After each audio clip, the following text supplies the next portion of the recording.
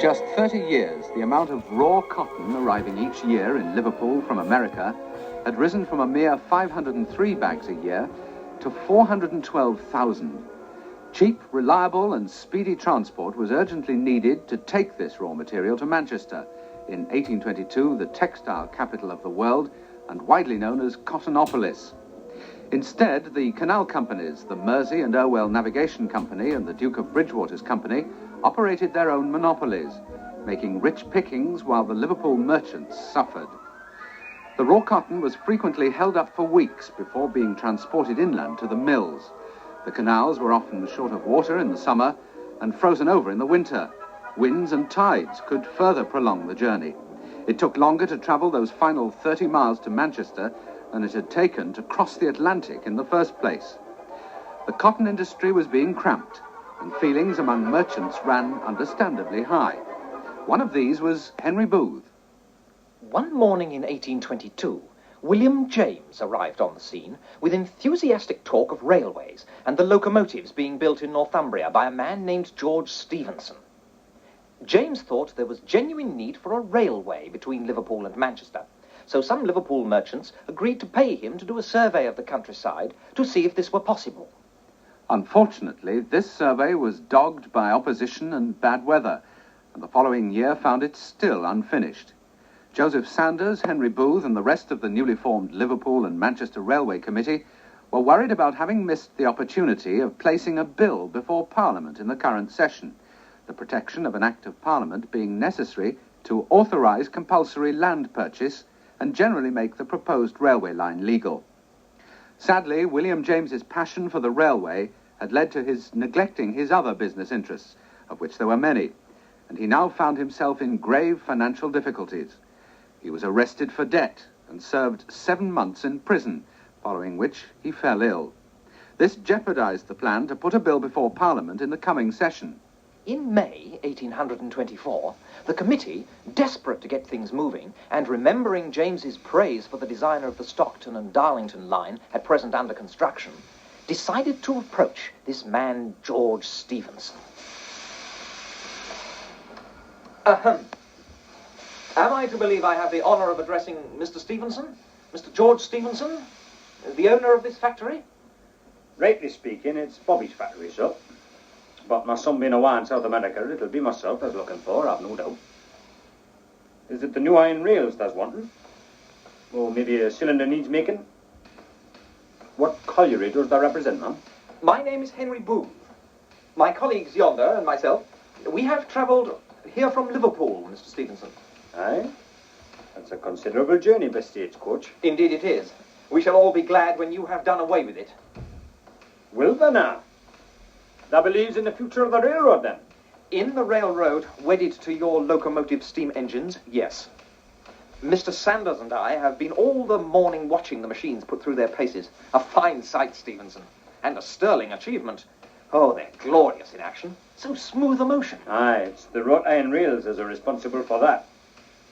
My money is all tied up in a cast iron patent, as they know. But when Johnny Birkinshaw came along with his new method of rolling wrought iron rails in 15 feet lengths, well, I had no choice but to advise the railway company to buy from him. You did that? Against your own interests? That's not truly against my interests, ma'am. Who does that think stands to gain most when the whole world cottons onto the beauty and reliability of rail travel, eh? You're a surprising fellow, George Stephenson. I must tell you that I'm here to speak on behalf of my colleagues. We have this very month formally registered ourselves as a company, the Liverpool and Manchester Railway Company. Aye, that'll be Willie James's survey. You've heard of our line, then? Our plan is to build a double track between the two cities. It will mean faster shipment of cotton to the mills, more employment, which is sorely needed. Aye, I've heard it all. In fact, my son was one of James's team in the beginning. But that was a long time ago. Almost 2 years. But they met with grave opposition from the landowners. One of their chain men was run through with a pitchfork. Their equipment was And they smashed. had to hire a prize fighter to protect the theodolite, yes. I know. It is out of the question that James should ever complete his survey. We have conferred, my colleagues and myself, since witnessing progress on your line up here, and watching your metal monsters at work. George Stephenson, we have talked together, and we would very much like to invite you to carry out a fresh survey of our Lancashire terrain.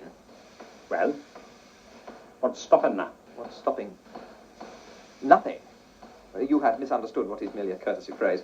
What I mean to say is, do you think your time will permit... Is that asking me to plan the best line of way for a railroad between cities to be worked by mass steam locomotives? I am, good sir, I am. We are.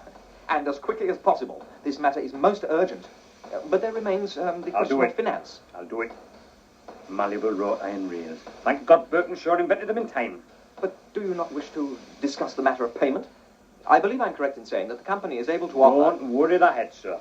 Whatever the hazards or the money, I'll build our railway will be a pattern for the world. Here's my hand on it. Thank you, Stephenson. From the bottom of my heart, I thank you. You'll understand that this project is very dear to me. Aye. And I can do it, Mr. Boone.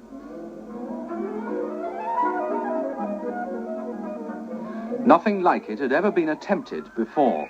The merging of artificial track and mechanical traction. Provided it could be managed, the building of a workable iron road across those 30 miles of difficult country would equal man's achievement in building the pyramids. Because in George's opinion, the maximum gradient for steam traction should not be steeper than 1 in 330, the new railway would require colossal engineering works in the form of high embankments, deep cuttings, long tunnels, and high viaducts to cross deep valleys. George Stephenson never went to school. He taught himself to be an engineer by taking machines apart and putting them together again. He didn't learn to read and write until he was 18, and his spelling was never very good. Usually other people copied out his letters for him. But he was an engineer of genius, a man of vision, and totally honest with himself and others. Meanwhile, Joseph Sanders had managed to get weighty support for the railway project in the shape of a former MP, John Gladstone, and 2 local MPs who were both national figures, George Canning and William Huskisson. A committee of cotton merchants was recruited at the Manchester end, but all the initiative continued to come from Liverpool. George Stephenson was deeply impressed with us. I dined with Mr. Sanders on Saturday, and kindly we were received. The dinner was very sumptuous, and the wines costly. We had claret, hock, champagne, and Madeira, and all in good plenty. But no one took more than was proper. Liverpool is a splendid place. The merchants are clever chaps, and perseverance is stamped upon every brow. If anything, the new survey team met with more bitter opposition than that of 2 years before. We have sad work with Lord Derby, Lord Sefton, and Bradshaw, the great canal proprietor, whose grounds we go through with the projected railway. Their ground is blockaded on every side to prevent us getting on with the survey. Bridgewater fires guns through his ground in the course of the night to prevent the surveyors coming in the dark. At this point, in an effort to remove all support for the railway, the canal proprietors reduced their rates by 25%. But it was too late. To us, the railway was already a reality. So now, a stream of vicious propaganda began. Listen to this, Henry. Cause women to miscarry. Stop cows grazing. Make hens to stop laying. Close the country inns. Kill birds in the air. Destroy farmland. Burn down farmers' houses. Pollute the air. Clear the land of foxes and pheasants. Finish horses as a species. And make oats and hay unsellable. Countering that, the Liverpool Mercury, listing the railway's many benefits, included the information that it would make for the easy shipment of manure from city to farm. Watched by day and night, alternately fired at and threatened with a ducking, George still managed to finish his survey by the end of the year. In February, George produced an estimate of all costs, that is, construction and rolling stock, totalling £400,000. The company, pleased to have these hard facts at last, already having missed one parliamentary session and keen not to miss another, immediately announced it was going for a parliamentary bill. But a strong element on the Liverpool Council was against the company bringing steam locomotives into the city itself. People in Lancashire had never seen a moving engine, and the local newspapers described them as vomiting forth long black smoke. The parliamentary committee began its examination of the petition in March 1825. In the preliminary speeches, William Huskisson, president of the Board of Trade, but here speaking simply as a Liverpool MP and not as a member of the government, came out in favour of the bill. Aye, it was a good beginning, but the opponents of the bill had hired 8 counsel to present their case. In addition, for months they'd had expert civil engineers analysing every last detail of my survey. However, the supporters of the bill still managed to make a good case. Gentlemen, the total quantity of merchandise passing between Liverpool and Manchester is estimated at 1,000 tons a day. These goods must now pass up the River Mersey, subject to serious delays from contrary winds and damage from tempestuous weather. The average length of passage is 36 hours. The average charge upon merchandise is 15 shillings per ton. By the projected railroad, the transit will be made in 4 or 5 hours, and the charge will be reduced by at least 1/3. In addition to the transport of goods between Liverpool and Manchester, the distance from the rich mines of St. Helens to Liverpool will be cut by 1/2. And as a cheap means of conveyance for travellers, the railway holds out a fair prospect. These witnesses were handled quite gently by Edward Alderson, the opposition counsel. But on Monday, the 25th of April, George Stephenson was called before the parliamentary committee. Mr. Stephenson, you're an engineer of great experience and have seen a great deal of the practical working of locomotive steam engines. Aye, that I have. More than any other man living, I suppose. As an opening, it was mild enough. Being questioned on the feasibility of railways and locomotives, George was happily on his home ground. He had already been instructed by our counsel not to overstate his case. He'd wanted to mention a speed of 20 miles per hour, but had been urged to mention a much lower speed, and told that otherwise he would be taken for a madman and undoubtedly jeopardize the whole project. It was good advice. George struggled to curb his tongue, claiming merely a speed of between 4 and 8 miles per hour. But then his honesty and enthusiasm overcame him, and he unwisely added that he himself was confident that much more might be done. From then on, the opposition's counsel continually referred to the proposed locomotives as going at 12 miles per hour, which confirmed everybody's worst fears. Alderson went on to ask George about the rate of accidents, and if, at 12 miles per hour and over, a locomotive could cope with smooth rails.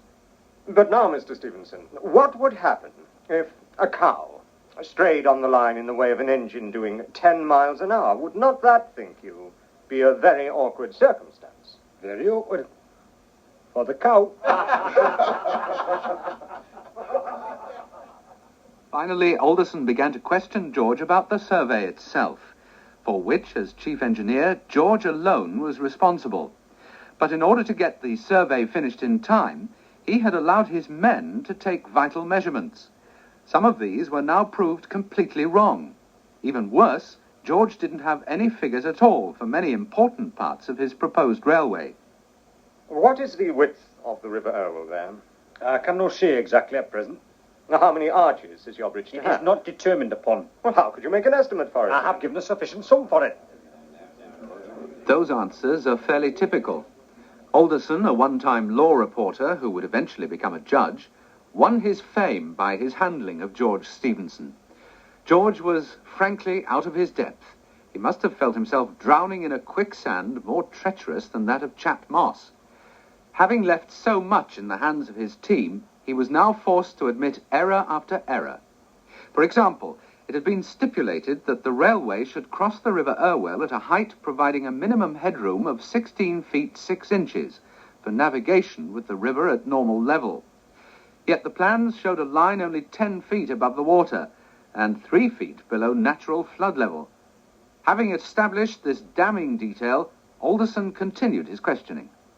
So, you make a bridge, perhaps 14 feet high, perhaps 20 feet high, perhaps with 3 arches, and perhaps with 1. And then you boldly say that £5,000 is a proper estimate for it. I think so. I merely set out the line for other surveyors to follow. Did you not survey the line of the road? My assistant did. What was the original baseline on which all your levels are calculated, as marked on the section? Near the Vauxhall Road in Liverpool. Whereabout? I think about 150 yards from it, but I'm not quite sure.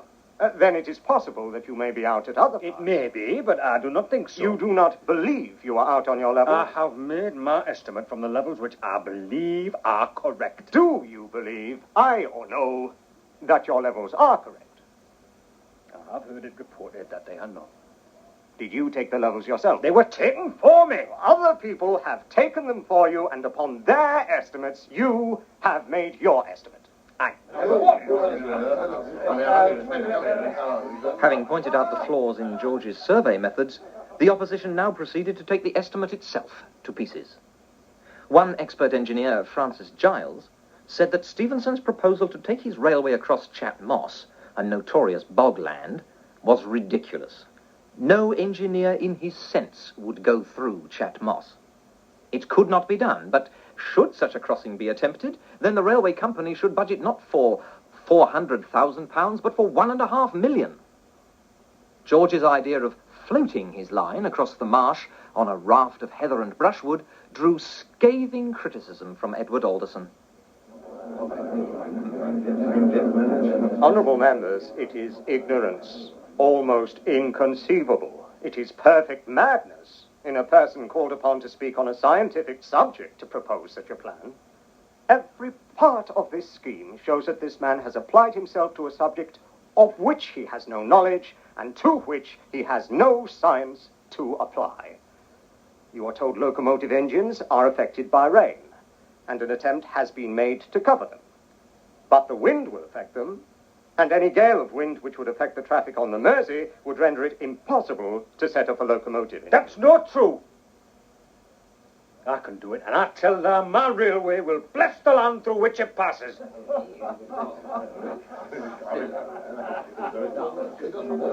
Mr. Stephenson's design for the Liverpool and Manchester Railway is the most absurd scheme that ever entered into the head of man to conceive.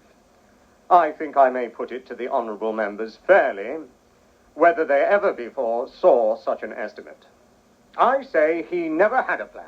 I believe he never had one. I do not believe he is capable of making one. He is either ignorant or something else, which I will not mention. His is a mind perpetually fluctuating between opposite difficulties. And when you put a question to him upon a difficult point, he resorts to 2 or 3 hypotheses and never comes to a decided conclusion. I began to wish for a hole to creep into. Some members of the committee asked if I was a foreigner, and another hinted that I was mad. I return to the subject of the Irwell Bridge. It is the most ridiculous thing I ever heard stated by any man. I am astonished that any man standing in that box would make such a statement without shrinking to nothing. Did any ignorance ever arrive at such a pitch as this? Was there ever any ignorance exhibited like this? Is Mr. Stephenson to be the person upon whose faith this committee is to pass this bill involving property to the extent of £400,000 to £500,000, when he is so ignorant of his profession as to propose to build a bridge not sufficient to carry off the floodwater of the river, or to permit any of the vessels to pass which of necessity must pass under it, and leave his own railroad liable to be several feet under water? Lastly, Alderson turned again to the question of Chat Moss. The canal proprietors were already jubilant. The winning post was in sight. Everyone knows Chat Moss. Everyone knows that the iron sinks immediately on its being put upon the surface. I have heard of culverts which have been put upon the moss, which after having been surveyed the day before, have the next morning disappeared. And that a house, a poet's house, who may be supposed in the habit of building castles in the air, story after story, as fast as one is added, the lower one sinks. There is nothing, it appears, except long, sedgy grass and a little soil to prevent its sinking into the shades of eternal night. I have now done, sir, with Chat Moss, and there I leave this railroad. The railroad was indeed left, so far as Parliament was concerned. Nobody listened to the final plea on its behalf. Gentlemen, all I ask you is not to crush it in its infancy. Let not this country have the disgrace of putting a stop to that which, if cherished, may ultimately prove of the greatest advantage to our trade and commerce, and which, if we do not adopt it, will be adopted by our rivals. Defeated and embarrassed beyond belief, the Railway Board withdrew its petition. The opposition was ecstatic. "This devil of a railway is strangled at last," cried its spokesman, the MP Thomas Creevy. Sherry, James? Thank you. I feared this. I feared it all along. Well, Henry, what are you to say now of your protégé? Joseph Sanders and yourself brought Stephenson to our attention, and now we've no alternative but to dismiss the fellow. Must we add that to his humiliation before Parliament and in the newspapers? Well, what other course is open to us? We must get a new survey, a proper survey, done at once, and by a distinguished engineer, someone properly trained and educated who won't let us down. Oh, Henry, put not your trust in peasants. Your burly friend's a charlatan. No. Had he been the ignorant impostor Alderson made him out to be, can't you see that he'd have slunk away into oblivion? Instead of which, his head is as high as ever it was. His gaze both frank and fearless. Stephenson believes in himself and in the future of the locomotive railway. Well, he's made a complete mess of our survey and lost us the bill into the bargain. You may continue to have faith in him, but I say we get rid of him. That's how I mean to vote. Now, Henry, face facts. This time you certainly backed a loser.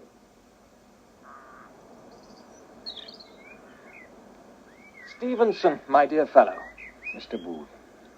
I regret the loss of the bill as much on your account as for the mortification we all feel. I'm sorry, Mr. Booth, sir. Awful sorry. For the blame is mine. I placed the conducting of the levelling under the care of young men with small experience. And simple as the process may look, it's one of those things that require care and dexterity in its performance. It was mere incompetence, then. Forgive me, but that is, some of us. Well, we suspected that rather more mischief was involved. Aye? In the midst of Alderson's examination, I too began to fear that one or two of my team had been bribed by the canal proprietors to make a botch of the job. But no, I must shoulder the blame myself. They were just over young man. Ah. Then you haven't heard the news of Hugh Steele? My surveyor. What about him? He's dead, Stephenson. And by his own hand, I'm afraid. Hughie Steele has killed himself. Yes. When he learned the bill was lost. Poor Hughie. Poor wee devil. But that's... The body was discovered in your Newcastle office. Poor young devil. I'm sorry, Mr. Booth. It's been a costly defeat one way and another. You deserve very different treatment than you met with from Mr. Alderson. Your talents are of a much more valuable nature than that of a witness in the House of Commons. Aye, sir. But the memory of it will ever give me great grief. It's turned my hair grey. Almost I feel myself descending the hill of life. Oh, but the Darlington Railway will be opened out in a short time. I wish I could get Alderson to be alongside of me on that day. I'd have him then. I'd have more fun with him than he could do to an engineer in a witness box. Mr. Sanders and we continue to have every confidence in your abilities, Stephenson. I'm only sorry we were unable to persuade the board to give you another chance at the line. Oh, it's early days yet, Mr. Booth. When the baby's born, it's then we'll know the daddy of it. The Rennie brothers, engineers of national repute, were now engaged to prepare a fresh set of plans and estimates. The proposed railway line was altered to avoid the estates of the strongest opponents. George's northern route via St. Helens and entering Liverpool through Bootle was changed to offer a more direct line into the city, using a deep cutting at Olive Mount and a long tunnel at Edge Hill down to Wapping Dock. In April 1826, despite having estimated costs at £100,000 more than George had done, the Rennie brothers got their bill through Parliament. Did you ever see such confidence, Henry? Put Edward Alderson quite out of countenance. Must say it was splendid to see men capable of standing up to him. John Rennie has my heartfelt admiration. Oh, this is a wonderful day. Yes, it is. The Rennies have certainly acquitted themselves very well, And James. Charles Vigneault's their surveyor, and the witness box as cool as a cucumber, you remember. Now, that collar-twisting, throat-clearing business that made poor Stephenson appear so questionable. A cultivated, confident young fellow such as was needed all along. Glad that Huskisson repeated his speech in our favour, by the way. Yes, Huskisson was always a staunch supporter. And now that the Irish members of Parliament see that a railway will aid their exports of corn, flax and the like, well, one might say that the House is behind us. I take it we'll be inviting the Rennie brothers to commence work immediately. I would imagine so. Only one thing bothers me, James. What's that? You'll recall that this time, of the 200 clauses in the bill, only one referred to the moving engines. Their use was deliberately played down in order to win public approval for the railway. And at last we have it. Yes, but we can't work a line of this magnitude with anything other than locomotives. And with George Stephenson gone, who will deal with the motive power now? You answer me that, James Cropper. When asked to take charge of the railway's construction, the Rennies delayed accepting the job, saying they were too busy. Asked would they build the line if they were given the help of 2 assistant engineers, they agreed, subject to certain conditions. These included an annual salary of £600 in exchange for one of them making half a dozen visits per year to the railway, plus the stipulation that on no account were the assistant engineers to include George Stephenson. The board refused to engage the distinguished pair on these conditions.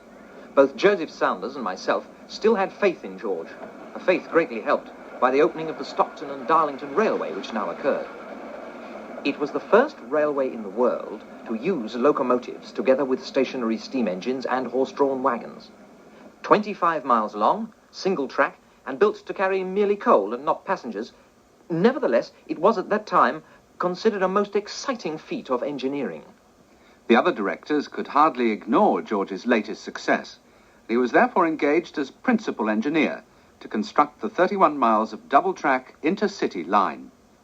He was to be paid £800 per year, provided he spent 9 months in every 12 in full-time work on the railway. His chief assistant was none other than the Rennie brothers' chosen surveyor, Charles Vignoles, a position which pleased neither of them. In fact, Vignoles always considered himself co-engineer and not a mere assistant to George Stephenson, and they had frequent arguments. But now George sent for all his old Northumbrian workmates, including his favourite horse Bobby, called after his son, on whom he was soon riding many miles a day. He hired navvies who had worked on the Darlington line and set about personally designing all the bridges, machinery, engines and equipment needed.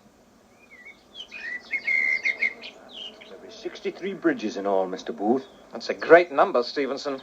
The Sankey Valley Viaduct is the most difficult. There's going to need 9 arches, 70 feet high by my reckoning. It sounds like being the 8th wonder of the world. No, there's only a candidate for that position, man. I fancy the winner will be John Marsh. Chat Moss, you mean? Yes. It will take no little consideration before we attempt that crossing. Best be quick about it, then, for we start tomorrow.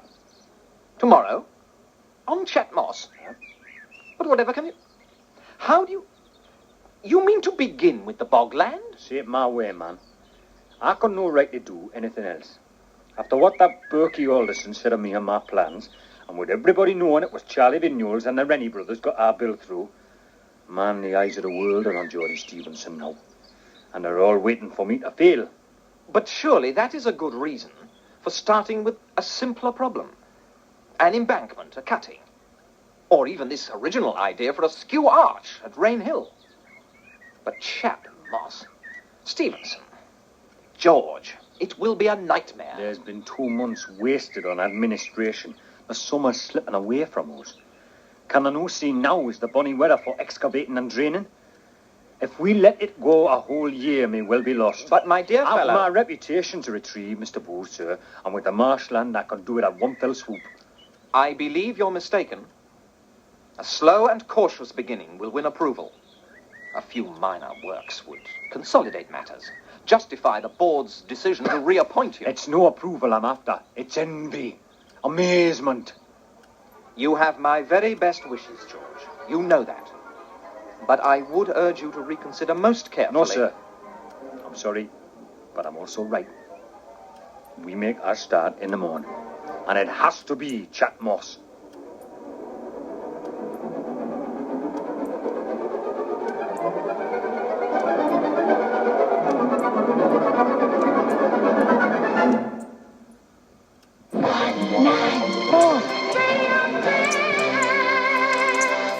It's mild and damp. The Liverpool temperature's 55 degrees.